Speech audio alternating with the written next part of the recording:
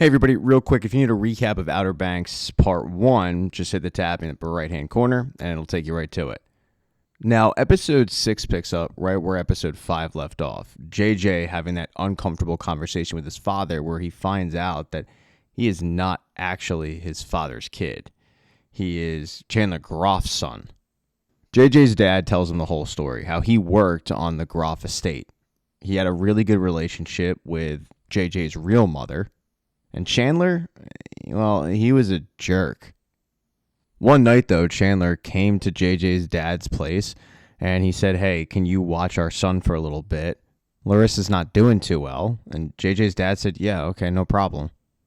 The next morning, he heard the news that Larissa and her infant son had drowned. Short while later, Chandler showed up. He paid off JJ's dad and said, I'll be back when I can. But then after a while, JJ's dad got used to having JJ around, so he didn't want Chandler to show back up, and for the longest time, he didn't. This is a lot for JJ to take in, and it explains maybe why JJ's dad has substance abuse issues, dealing with this burden. JJ's in a little bit of denial, but he also believes that his dad might have some ulterior motives, and he goes to leave. As he's doing so, his dad's yelling at him, hey, there's one more thing, but JJ doesn't want to hear it. When JJ gets back to Poglandia, he fills Key in on this revelation, but he also says, hey, can you keep it between us? And she's not quite sure why he wants to keep it between just them, but she says, yeah, okay, no problem. I won't tell the others. And the others arrive a short while later. Sarah and Pope ended up getting saved by Cleo and John B., who heard their screams. They had to break the crypt, but they got him out of there. They hopped on the ferry, and they got back to the Outer Banks. When the foursome from Charleston get back, they fill both Key and JJ in on everything that happened. John B. not pulling the trigger, the scroll that was found and then taken away. But then they have some pressing issue to attend to. The zoning hearing that is going to basically take away their land, the land that they bought at auction, is happening that night. This really determines the future of Poglandia, whether it stays with the Pogues or whether it goes to the Kooks. And this is a big deal. They're going to have to fight this pretty hard because the Kooks have lawyered up. So their plan is to go around town and basically drum up support and flood the courthouse with like-minded individuals who don't want to see the cut turned into Cooklandia. Right before they all go out and try to do this, though, Key remembers that Sarah had a visitor when she was gone, and it was her brother. She gives Sarah the business card that Rafe gave her and says, I don't know what he wanted, but he said he could help. And with their current predicament, Sarah says, all right, why not? I might as well go visit my brother. So that's where her and John B. head. When she gets there, Rafe is actually pretty excited to see her, but he tells her, I can't help you with your whole zoning issue. That's on you.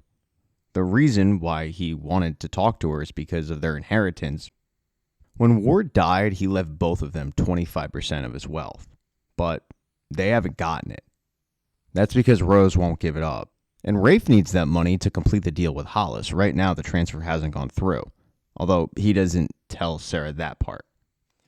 He wants to join forces with Sarah, try to get Wheezy back because neither of them have talked to Wheezy since Ward died, and most importantly, get the money. Sarah, though, isn't about to join her brother, not after all the things he's done. She walks out. Her and John B., along with the other Pogues, go around the island and try to drum up support. And when it comes time for the meeting, they have a lot of support. Key's parents show up. Pope's parents show up. But the aisle is definitely split. There are also a lot of kooks there that want this deal to go through. When the meeting starts, they get a shock. The board says that they've already voted on it, which that wasn't part of the plan. That takes the Pogues completely by surprise. But even though they've already voted on this issue, they are willing to hear the side of the Pogues, and that's when John B. stands up. He makes his plea that they bought this land fair and square, they've started a business, and now it's being taken away from them, and that's not right. That's when the real estate agent, who tried to buy the land from the Pogues originally, stands up and says, I think I can clarify this whole issue, because there has been a misunderstanding. He tells the entire place that there is an injunction to invalidate their purchase of the land. There was a pre-existing promissory note from the original owner to sell the property, the original owner being JJ's dad. It was authorized by the judge, who, ironically enough, is Topper's grandfather. And what this basically means is that the bank didn't have the right to sell Poglandia. When the council asks, well, is this original owner here to verify this sale? The real estate agent says, oh, no, he's here. And that's when JJ's dad sheepishly stands up in the back of the courthouse and takes everybody off guard because he's still a wanted felon. And that's when it all clicks for Pope. He realizes that in order to not be arrested and not go to jail, JJ's dad sold his soul. He said that he would sign this promissory note. They gave it to the crooked judge. He signed off on it, and that is going to take Poglandia from them. The courthouse was a tinderbox, and that news was the match. All hell breaks loose, and it's mainly at the hands of JJ, who just reaches a breaking point. He walks right by his father, giving him the dirtiest look in the world, knowing that his dad just screwed him over again, and he starts attacking the police. But JJ also has a lot of support from the other people in the courthouse, and a little bit of a riot ensues, which allows JJ to escape. While Shoop and the other deputies are trying to get a hold of the crowd, JJ goes downtown to the area where the kooks hang out, and he just starts running amok. I mean, he grabs a baseball bat, he starts smashing in windows, and that's when he gets to the real estate agent's office, the one that just brought up this injunction. After a while, the deputies do end up catching up to JJ, and they have him surrounded in the real estate agent's office. And JJ is now willing to come out and give himself up. Meanwhile, you got his friends standing outside and worried for his well-being because the cops have their guns drawn and it seems like they're willing to shoot JJ. I mean, the guy did end up destroying a whole lot of property. While John B pleads with Shoop to just not shoot JJ, Pope isn't willing to sit back and just talk this out. He ends up going after one of the police officers who's got his gun drawn, and that doesn't end well for Pope. He is quickly arrested and thrown in the back of a cop car where he's told, that's a felony. And to think he was supposed to be the smart one. JJ, though, is able to create a distraction and get the hell out of there. There's only one place that he wants to go, and that's to have a conversation with Chandler Groff. JJ's able to get back to Poglandia, hop in the snapper, and as he's headed to Blackstone, he sees a familiar face headed in the opposite direction. Rafe was leaving Blackstone. That's because he had a meeting with Chandler Groff about their deal. Rafe ended up signing some more legal documents, but he did tell Chandler, if you're screwing me over, I'm going to come after you. And just by the look of Chandler, you can kind of tell he probably is screwing him over. This deal's a little fishy at the moment.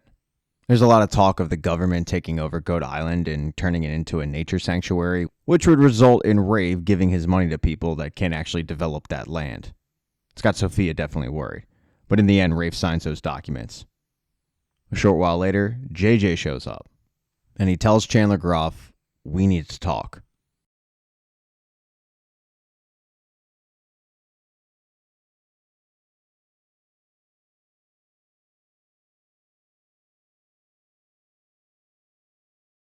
In episode 2, we'll start out with Pope. He gets in front of a judge, and the judge is pretty lenient on him. He releases him back to his parents, but there are a few stipulations. The first being he has to have an ankle monitor. The second, he can't hang out with his friends. But as soon as he gets out of the courthouse, Cleo walks up to him. And even though Pope's parents love Cleo, they have to explain to her, right now, you can't be around our son. There is, though, another stipulation that Pope was unaware of. The judge is willing to throw the entire thing out if Pope joins the Marines. And Pope adamantly tells his dad, I'm supposed to be going to college. Like, we haven't been hearing that for 4 seasons. And surprisingly, after 4 seasons, his dad doesn't really buy that anymore. So he tells him, maybe this will be good for you. And in true Pogue fashion, he doesn't listen to the rules. He goes, he hooks up with Cleo, and he starts thinking about it. And yeah, maybe the Marines wouldn't be all that bad for him. Now over with JJ, he's able to convince Chandler Groff to let him inside. And he point blank asks him, are you my dad? But Chandler Groff says, no, I'm not your dad. That's ridiculous.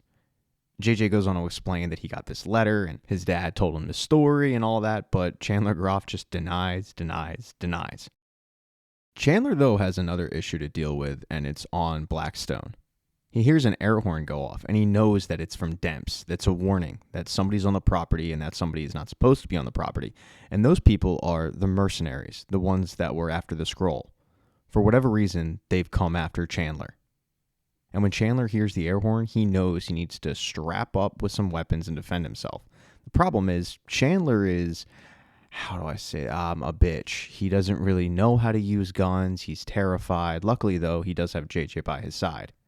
He throws JJ a shotgun with literally one shotgun shell, and he explains that he's going to need his help. He has a small boat on the back end of the island. They can get on that and they can escape, because it's not like these people are just going to let JJ walk free, and JJ knows that. By morning, they ATV over to the location of the small boat, and amazingly, that boat is called the Albatross, the same boat that Larissa reportedly drowned on. JJ starts to question the fact that this apparently is the boat that was missing, but Chandler just starts backpedaling on his story a little bit. It's pretty clear that he's lying and making this up as he goes along. He's just terrified at the moment and wants to get the hell out of there, and now he's being questioned on his lie. And JJ's not really buying it. Oh, and by the way, that boat's been sitting there so long, it no longer works. So JJ just decides, I'll swim out of here. But Chandler can't. He's not about to do that, and JJ doesn't care. This whole fight isn't his problem. Chandler knows, though, that he has no shot of surviving these mercenaries without JJ. So as JJ swims away, Chandler finally admits, JJ, I'm your dad. And JJ turns around. He climbs up on the dock, and he doesn't hug his father. No. He grabs him and says, you're either lying now or you were lying before. But they can't really get into the nooks and crannies of the details because the mercenaries have finally caught up to them, and they take them both in. The mercenaries take them back to their ship, and they store them in the hull, the same place where they stored Cleo when they caught her. And JJ demands to know what the hell is going on, but Chandler still isn't really giving all the details. He does admit that these mercenaries think that he stole from them, but he claims that he was trying to actually help them. And then he starts talking really fast, which to JJ is a tip-off that Chandler's lying. The reason why he thinks this, he does the same thing. Anytime he's lying, he talks really, really fast. JJ starts playing everything out aloud and says, everything you've told us was a lie. I mean, the ghost, the curse, but why would you do that? And then he realizes it's to throw them off the scent of what Chandler is really after. It takes a little bit of time, but eventually Chandler does end up apologizing to JJ for essentially abandoning him. He claims that he tried to think of a way to get him back every single day, but what they really need to focus on is the thing that these mercenaries are after. It's their legacy. It's their future. They need to get it back for their heritage. As JJ and Chandler are locked up in a boat back on the island, his friends are surveying the damage that JJ did in the streets. It's a lot. One of the places he busted up was a drugstore, and Sarah pops in. She grabs something off the shelf and she heads into the bathroom, while Key and John B. outside discuss everything that's gone down in the last 24 hours. Neither of them can believe what JJ's dad did to them, and Key says he had to think he might not even be his father after all. But when Key says that aloud, it tips her off as to where JJ went. She figures the only logical place would have been Goat Island. She heads into the drugstore to grab Sarah so that they can go and head to Goat Island to find JJ. But that's when she finds out why Sarah went into the bathroom. It's not because she had to go to the bathroom, it's because she's pregnant. She took a pregnancy test and she got the good, maybe, possibly news that she's expecting now. And this is a lot to digest. But being a good friend, Key does make her feel better about the situation and tells her that she'll be a great mom. Sarah, though, is not about to tell John B. Not yet, at least. When both girls exit the drugstore, John B. is having a chat with Topper, and it's not a nice chat. Topper reveals to John B. that it was his idea to take over Poglandia. John B. just can't believe that Topper has stooped this low, but he keeps his cool. He simply flips him off, and the three of them head off to Goat Island to see if they can find JJ. They arrive just outside of Goat Island by nightfall, and they end up seeing the ship where JJ and Chandler are being held. Now, Chandler being held there, that is news to the Pogues. But they lay low in the weeds, and they see that, JJ is being held prisoner, and they're going to save him. Both Chandler and JJ, though, are being questioned by the woman in charge, and the woman in charge reveals why they're after Chandler in the first place. Chandler was just rotting away in a cell in Tangia when they showed up. and they had the captain's log, and Chandler had information on Blackstone, so it was a perfect marriage. They agreed to cut him in, and it seemed like this was going to end well, but it didn't because Chandler screwed them over. He stole the captain's log, and when they sent a guy after him, he killed that guy and buried him in the sand dunes. That's the guy that Deputy Shoup found and could never identify. And that's the reason they came back. They wanted vengeance for their fallen comrade. Chandler, however, gets really close to the woman's ear and says, the kid behind me, he's actually the one who did it. But when the woman questions JJ, he just denies it, and she doesn't know who to believe, so she decides, I'm just going to kill both of them. Luckily for JJ, his friends were not too far away, planning on a way to free him. They decide to create a distraction with Molotov cocktails, and the first doesn't go well, but the second one does. It lands. This allows John B. to get on the ship, grab his friend, and they also grab the scroll. John B. and JJ jump into the water, and they're able to escape. But they weren't the only ones who escaped. Chandler also escaped. In episode 8, the Pogues get back to Poglandia with the scroll, but none of them can read it.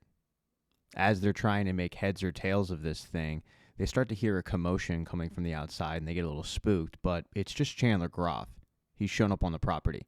He's got nowhere else to go. He tells all of them that they're in extreme danger because of who they stole the scroll from, the Mercenary group. But he knows what the scroll is. It's a map. And he's got a pretty good idea that the map leads to the Blue Crown. He tells the Pogues that the map was created by a guy named Murad the Younger. In the 1700s, Murad, who was a pirate, learned of a hidden vault that held a bunch of gold and the Blue Crown. The vault was reportedly located in the middle of the Moroccan desert.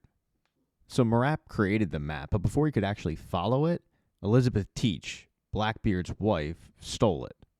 Elizabeth and Blackbeard then headed to the Carolinas, where the map was buried, and is now in possession of the Pogues. Chandler also knows how to read the map.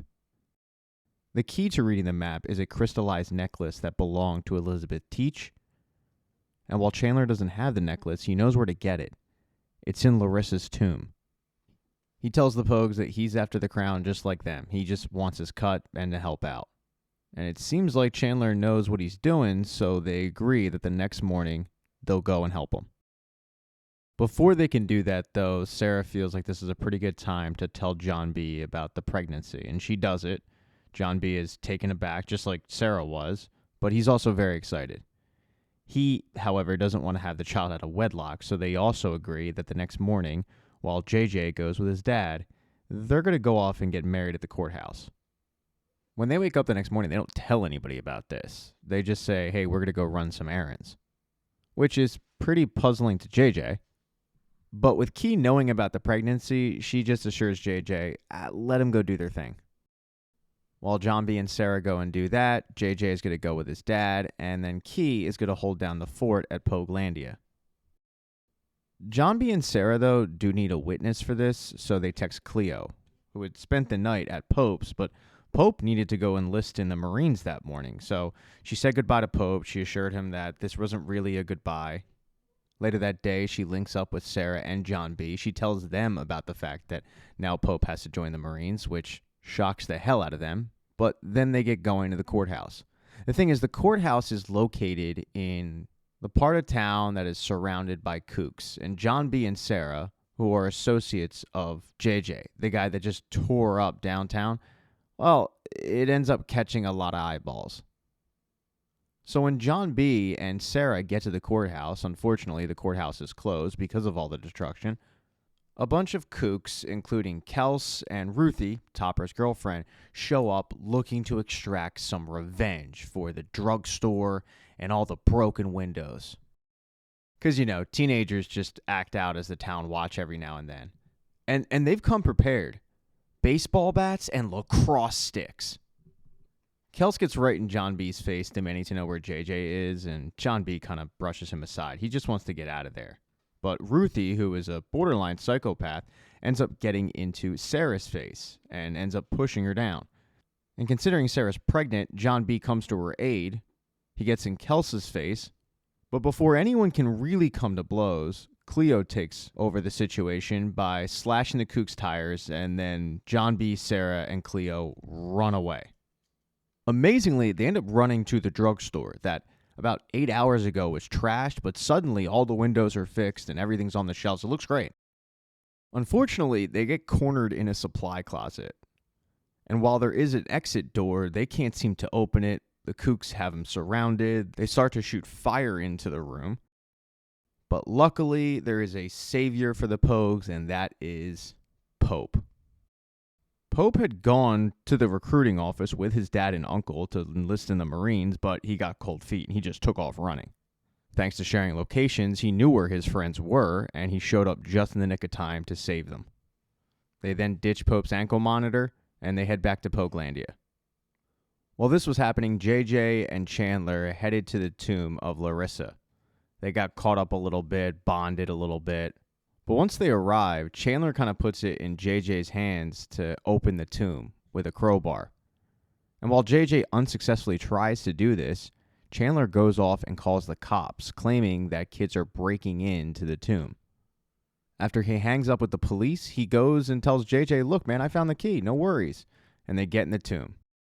They open it up together. It's a lot for JJ to take in. I mean, he's looking at his dead mother's bones, but they do end up getting the crystal. Right as they're about to leave, though, that's when the cops show up, and Chandler acts surprised by this.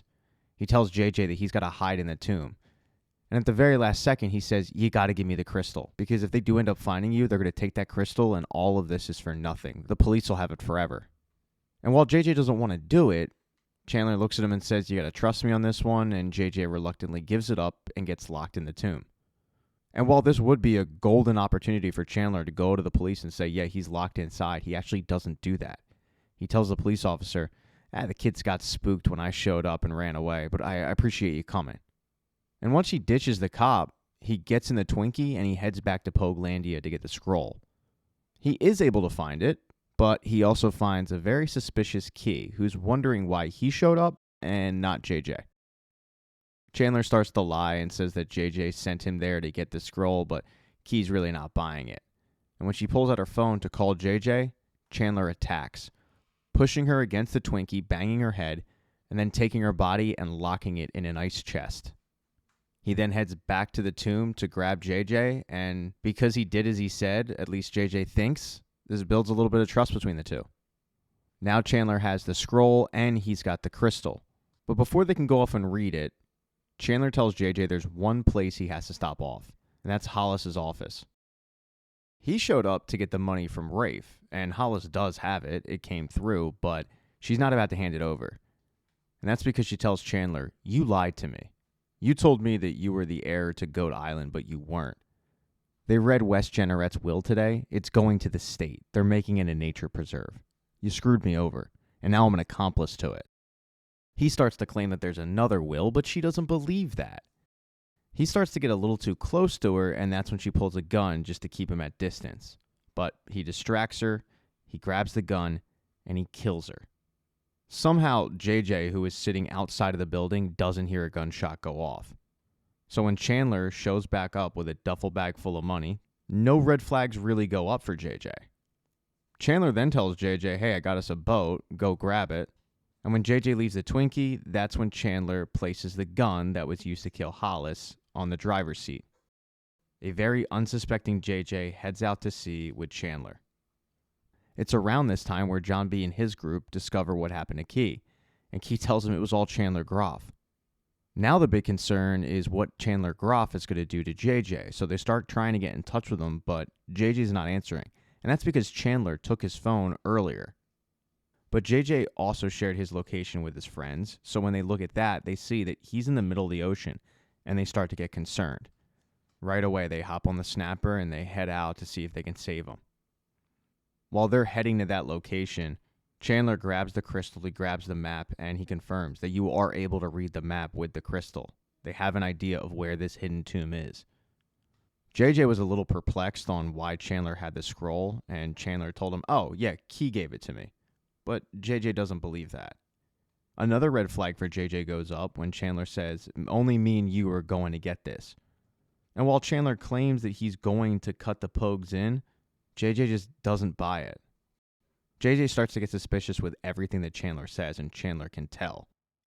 That's when Chandler pushes JJ off the boat and into the ocean and takes off. Not for Morocco, but to actually link back up with the other mercenaries.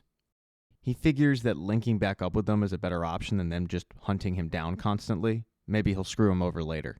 But now the mercenaries have the crystal, the scroll, and everybody's headed to Morocco. When he was pushed off, JJ hit the anchor, so he's bleeding in the middle of the ocean, left for dead, but luckily his friends do show up, and they do save him. There is somebody, though, that's actually on to Chandler Groff, not just the Pogues. It's Shoop. The ID came back for that John Doe that was found in the sand dunes. The guy was a convict from Albania who got off on the Finch deal. The Finch deal is run by a guy named Anton Finch. The guy's an arms dealer, and what he does is he gives money to the state to get these convicts out. He sends them to war-torn areas, and if they survive, they get to keep their freedom. This group calls themselves the Lupine Corsairs, and they're all emblazoned with that tattoo. Initially, the tattoo doesn't click with Shoop, but he starts to do some research into Finch, and he sees that the guy has a bunch of famous artifacts. But Shoop's little fact-finding mission gets interrupted when he hears Rafe out in the office saying that he wants to file a police report against Hollis and Chandler for screwing him over at a $400K. Shoop asks one of his deputies, "What's the deal with Rafe?"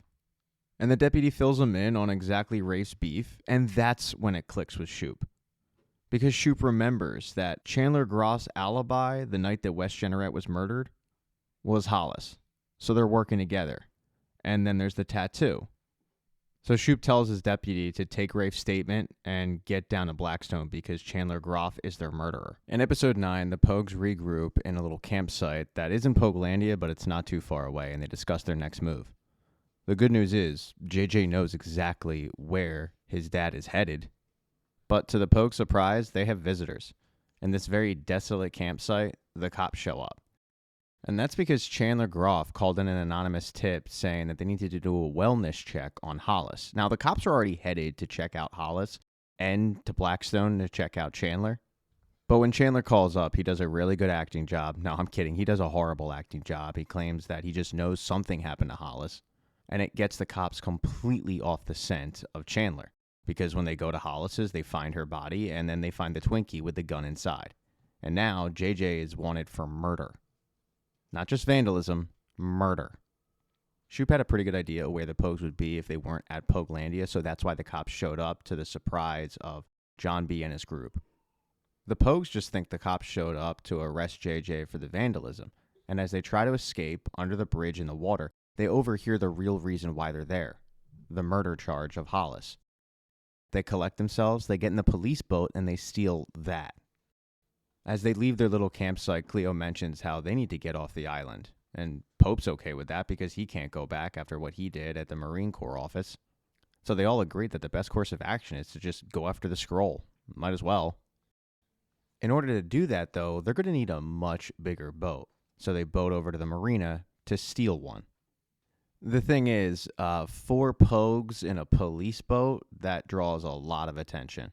It doesn't take long for one of the kooks on the island to notice them and call it into the actual police. After all, every kook is looking for JJ. And there he is on a boat checking out other boats that don't belong to him. One of those boats is actually Rafe's new boat, and they mention how it's really nice, but it's not going to make it across the ocean. It'd be halfway to Morocco by the time that Groff has the crown. What the Pogues don't know, though, is that Rafe is on that boat and he overhears this comment.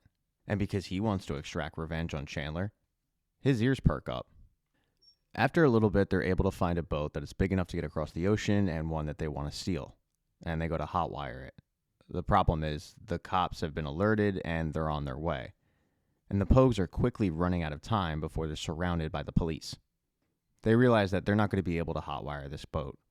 So everybody files back into the small police boat and they try to escape, but at that point, time is up and the cops have them.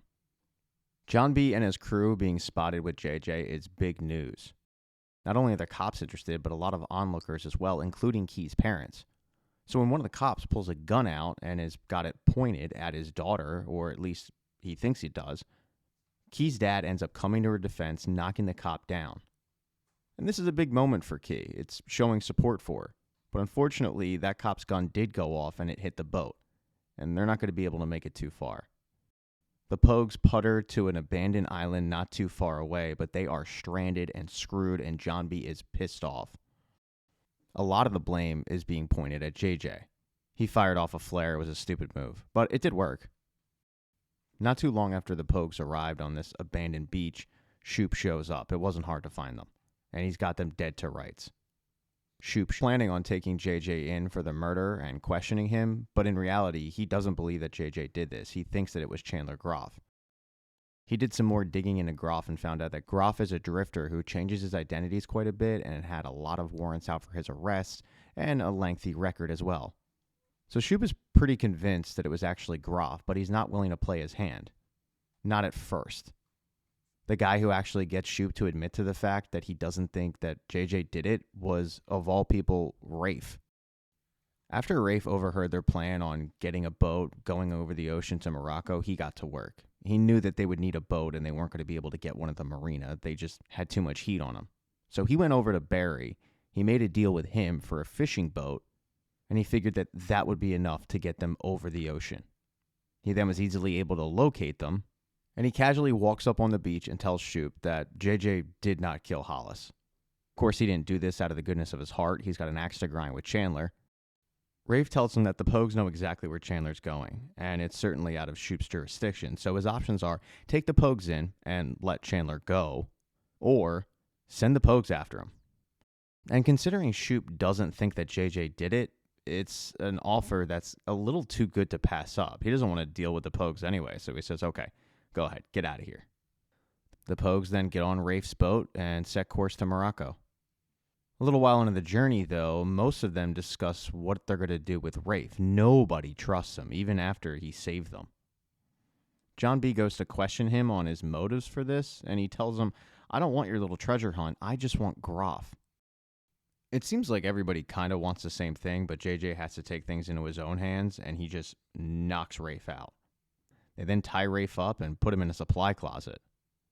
Rafe is pissed. He certainly can't believe that this is how he was treated after saving them, but after all, nobody trusts him. Most of the trip over to Morocco, JJ just gets shit-faced. He's drinking a ton, and his friends are really concerned about him. There's a lot of self-loathing going on. John B. goes and has a talk with him because he and Sarah thought about it and they want JJ to be the godfather of their child. When John B. gives JJ the news about this, initially he's surprised and happy, but then it turns. Then JJ starts ripping John B., asking what kind of father he's going to be, what was he thinking, and just assuming that John B. is going to screw up his future kid, just like JJ's dad screwed him up.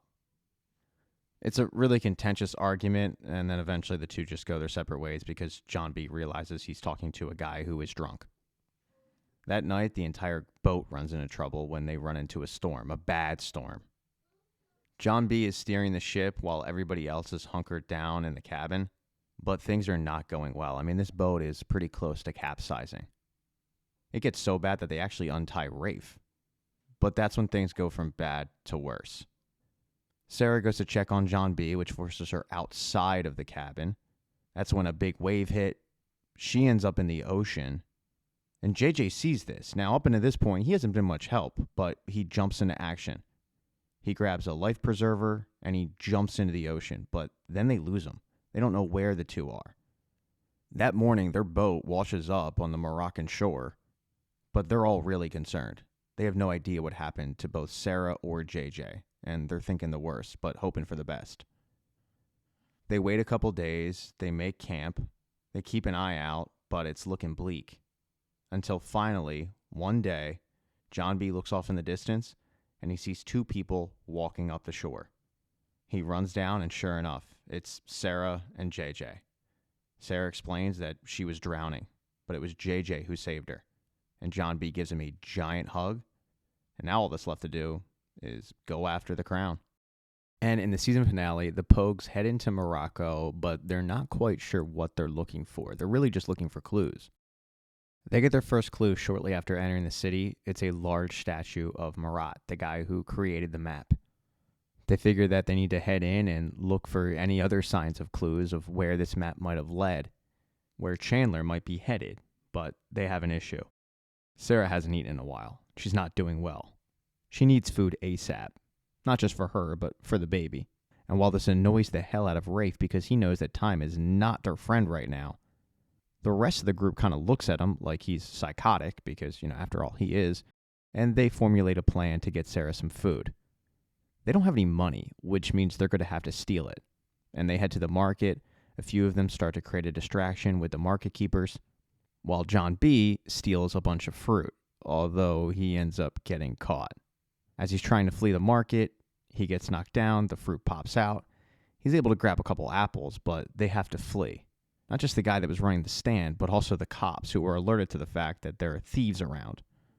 They are able to get back to Sarah and give her the apple, and suddenly she is fine. I mean, this girl took one bite and she feels better than ever. But unfortunately, the cops were on their heels. The Pogues get up, they go to run away, and it's Rafe who is taken by the police. And Sarah's kind of conflicted. She wants to go back and help her brother. But the rest of the group says, Sarah, we got to get out of here now. And they leave him. Rafe isn't taken in by the police because he didn't do it. The guy from the market says, yeah, this isn't the guy. And he's set free. And it turns out Rafe had money. He just wasn't about to share it with the rest of them. But now he's on his own. He takes some of that money and he buys a cell phone because he thinks he has an idea of where Chandler might be. When he signed those papers, Chandler gave him a pen and said, you can keep it. And the pen had the name of a hotel on it. So he uses the cell phone that he buys from the market and he calls up Sophia, who is at his place. And he says, hey, can you tell me the name of that hotel from the pen? And she does, and it's not far away. So he heads there. He's kind of just milling about the lobby when he finds out that he is on the right track because those mercenaries walk in and walk right by them. And they're mentioning how they don't trust Chandler. And they shouldn't. Chandler is held up in one of the hotel rooms, reading the map, deciphering it. But when he hears other mercenaries coming, he hides the map. And when they question him about the whereabouts of the map, he says, oh yeah, no, I burned it. After all, if I just handed it over, then Finch, well, why would he need me? Don't worry though, I've got it all memorized. The woman kind of laughs and says, you realize that we made a copy of the map, right? And while that's true, they can't read it without Chandler's crystal. Chandler thinks that this is going to keep him alive, but the woman just sticks Lightner on him, and he starts beating the crap out of him. He doesn't want to make too much of a commotion in the hotel, so he takes him up to the roof, and he starts trying to beat him and tell him where exactly the crystal is, but Chandler's just being hard-headed and not giving it up. And when it looks like Lightner has had enough of Chandler and is just willing to kill him, that's when Chandler is saved by Rafe. He comes to Chandler's defense, he beats the hell out of Lightner, and he helps Chandler escape. Chandler runs back down to his hotel room, he grabs the map, and he and Rafe head out in the desert. They're heading to a place called Agapenta, and I probably butchered that name, but they stop off at a well beforehand to grab some water. It's at the well where Chandler shows Rafe how to read the map, although he's planning on killing him. With Rafe's back turned to Chandler, Chandler decides to get one last dig into Rafe and mentions how Sophia sold him out. And that takes Rafe completely by surprise. He did not expect that. As he's processing this information, Chandler attacks him, but Rafe is able to evade the blade, kind of. He bangs up his hand pretty good, but he does push Chandler into the empty well, and Chandler's trapped. Rafe is then able to grab the scroll, he's got the crystal, and he heads off to find, hopefully, the blue crown. But he's not the only one. Thanks to Cleo's 5-finger discounts, she grabs some costumes so that the Pogues can blend in. They head to the marina looking for the boat that the mercenaries arrived in, and Cleo spots it because it's Terrence's boat. She grew up on that thing. She knows exactly what it looks like. Sarah and John B. head to the boat, not knowing exactly what's waiting for them, but hoping that if they get inside, they can get some information on where Chandler was headed. And they do find that information. They find the pictures of the map that the woman was talking about. It's got details on where to go, but not details on where the crown is located, but at least it's a lead. They also find financial records from Finch, and it's a whole lot of money. And they don't know what it means, but it's something to keep on the back burner. They are almost caught by the mercenaries, but JJ ends up bailing them out. The group is able to hop into a car and ride off to Agapenta. And they stop off at the same well that Rafe and Chandler stopped off at. They just wanted to get water, but that's when they hear screaming from the well. JJ looks down and he sees his dad. And Chandler starts to do some backtracking, apologizing, begging JJ to help him out. And JJ thinks about it, but he doesn't do it. He throws water down, and then they leave. They continue to follow the map, and when they get right on the outskirts of Agapenta, they see Rafe there, and he's surrounded by the other mercenaries. They've got Rafe dead to rights with guns pointed at him, and they're demanding that he hand over the scroll. Because of the way that these people operate, the Pogues know that even if Rafe hands over the scroll, they're probably going to kill him. So Sarah saves her brother.